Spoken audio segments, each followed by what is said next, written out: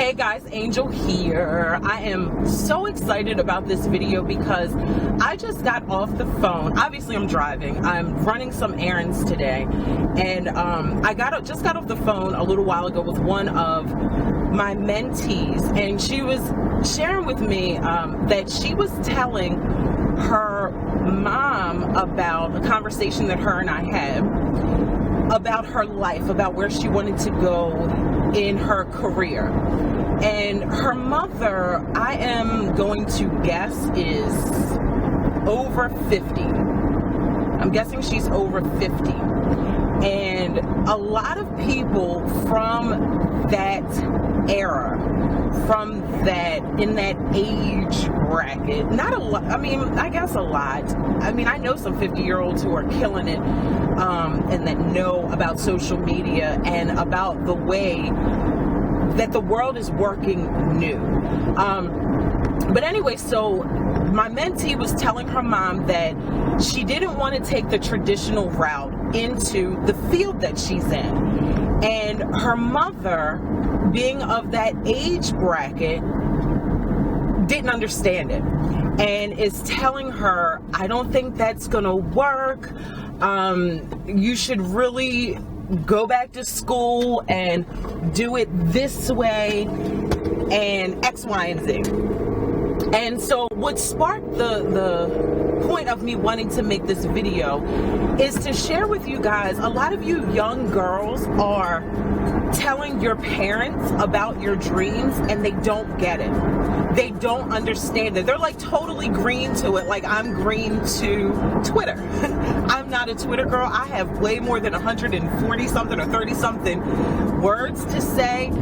That's not my Twitter is not my thing. It's my daughter. She loves Twitter. Snapchat, same thing. Like, I was on it for like a week and it just didn't flow with me. Well, where other people, they're killing it. They love it.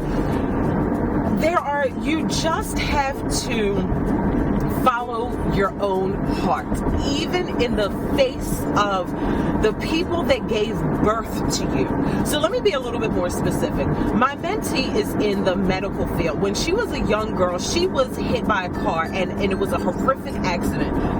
And her body, she couldn't walk. For 2 years, she was in the hospital and couldn't walk. She had to learn how to walk again. She was 7 years old at the time. Now she's 21. And she wants to help young kids that have experienced something medically, like if they got hit by a car or just whatever, and they were disfigured physically in any way. Well, my mentee wants to help them, and so she's gone to school. I think she's actually in school or going back this summer, or that was the thing. She was contemplating on going back this summer, and that was what sparked the conversation with her mother. And so I asked her a simple question. I said to her, do you want to help these kids physically in the medical field that you're in? Like, do you want to learn all the terminology for all the medical terms and the things that do you want to like be a nurse or a doctor? Do you want to help them in that arena? Or do you want to help them emotionally and help them gain their self-esteem after having some physical altercations, not due to their own wanting? Like, they didn't ask to be hit by a car. They didn't ask to be shot by a stray bullet or whatever these kids have gone through. And so my mentee called me and she said that question, me asking her that question, do you want to help them physically or do you want to help them emotionally and mentally? That question, in her words, are just altering how she's thinking about how she wants to go about her career and her life path. And that's where her mother kind of shut it down and said, because my advice to her was you could write a book about your experience. You can help people in that way. People don't understand. People don't realize once you write a book, you change the game. You change the entire game. And the world is so different today that even companies are checking out your social media in terms of they're looking at your social media in terms of how can you help their company further grow in terms of your platform, your social media. Where our parents, they didn't have social media. They didn't have blogs and Instagram and Twitter and YouTube. They didn't have all these outlets to creatively express themselves. So naturally, a lot of them are locked into that old model of go to school, get a good education, get a good government job. Never mind that the government was laid off a couple years ago. Like, everything that used to be so secure is now not so secure anymore. And the way that the new world is working, it's just changing.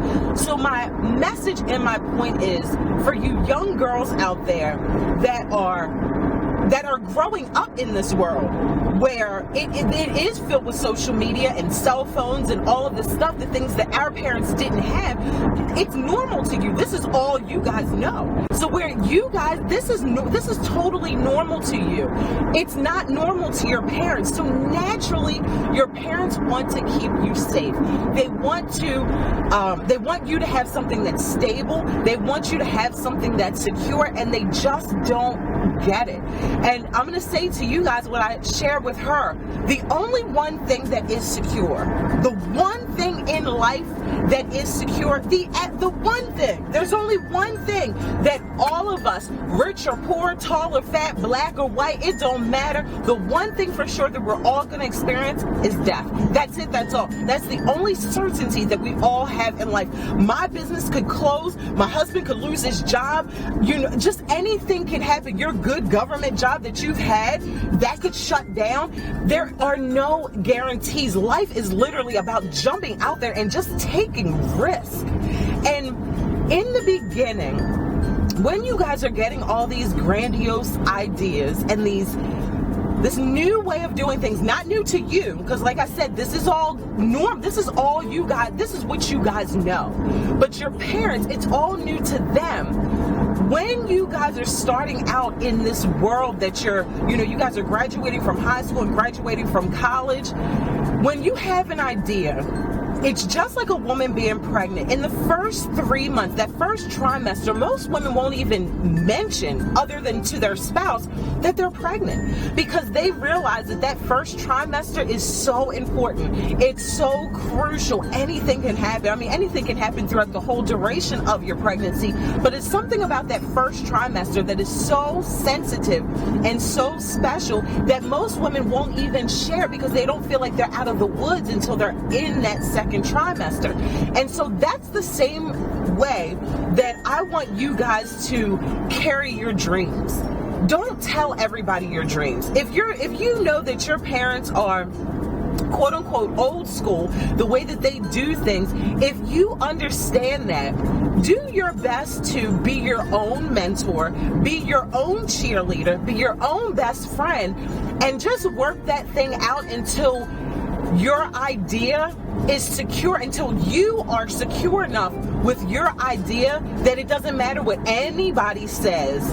Nobody can diminish it. Nobody can make you doubt it, because what will happen is when you get this great idea and you go sharing it with people that don't share the same vision, or they're not dreamers themselves, or they are, the type of people that go along with the crowd, they're not, revolutionary thinkers or innovators, you have to kind of walk that journey in the beginning all alone until you build yourself up enough, build your confidence up enough and your faith up enough to believe in yourself and to believe in your ideas.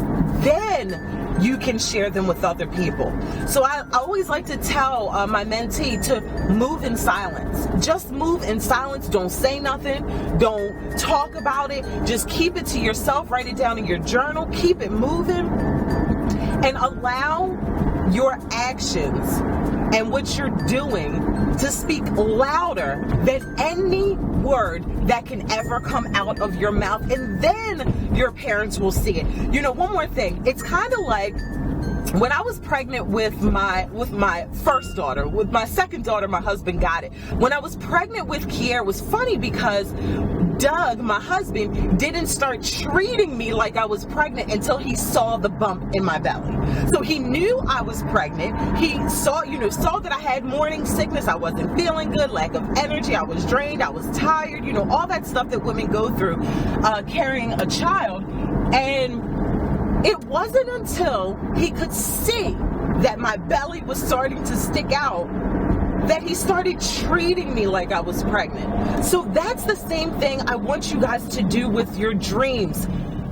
Don't say anything until people start to see it. When people start to see it, that's when they will believe it. See, faith people, they have to believe it. We know that you have to believe it first and then you see it. But people that don't operate like that, they have to see it first and then they will believe it. So, and that's okay, guys. All of this is okay. Your parents want to protect you. They don't want you to fail. They want you guys to be rock stars. And I get that. I'm a mom too.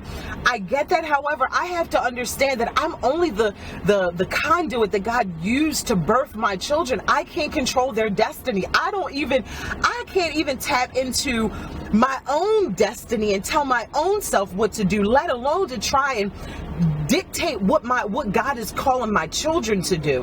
And so respectfully, young girls and boys, respectfully move in silence and allow your parents to see your work, and then they will support you, they will congratulate you, and some of them will be like, I saw it in her all along. You guys are going to get that too when you start being successful and people start seeing your success. People that didn't believe in you will once say, you know, well, I knew she was going to be amazing. I knew he was going to do that. And, you know, that's okay. You don't want to be shady towards these people. You don't want to be ignorant towards them. Just understand that they don't have your vision. That's all. That is it. That is all. Guys, I absolutely love you. I am going to get some I don't know what it's called, like gas or something to put in or propane gas to put in our grill so we can cook dinner on the grill tonight. Guys, I love you, love you, love you from the bottom to the top, and I will see you guys in the next video. I love you guys, all my 20-somethings. You guys are rocking out in 2016. I love you guys. You guys freaking rock. I'll see you guys in the next video. Bye.